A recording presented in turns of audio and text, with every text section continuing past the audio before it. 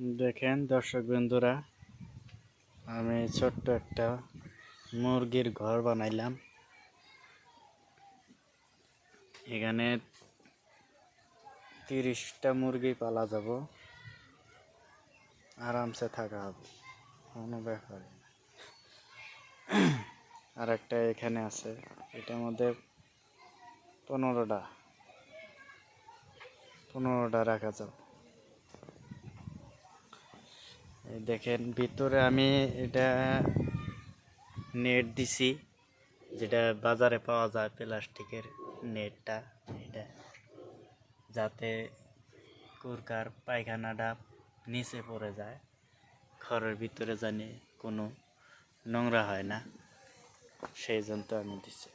আর সামনে বাঁশ দিয়ে অল্প ফাঁকা রেখে হালকা করে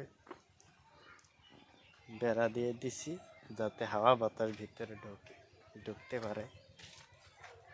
আর চারমুড়া দেখেন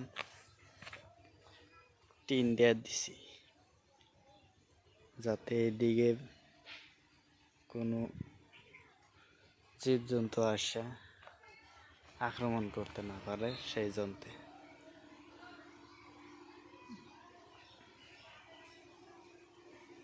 আজকে বানাইলাম ঘরটা, কেমন হয়েছে আপনারা কমেন্টে জানাবেন।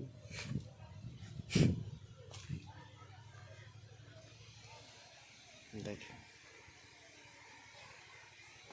আর এটা দরজা বানাইছি,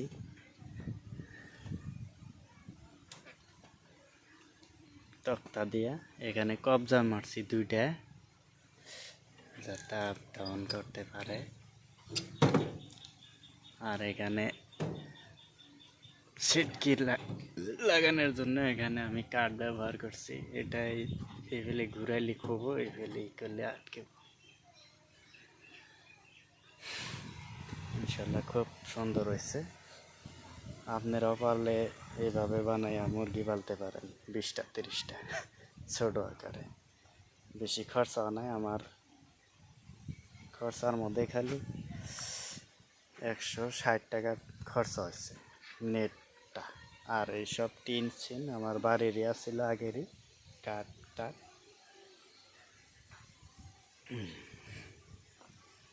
আপনাদের বাড়ির যদি এরকম টিন থাকে, কাঠ থাকে, তাহলে খালি বাজারের থেকে নেটটা কিনে এনে এইভাবে বানাইয়া আরামসে মুরগি পালতে পারে।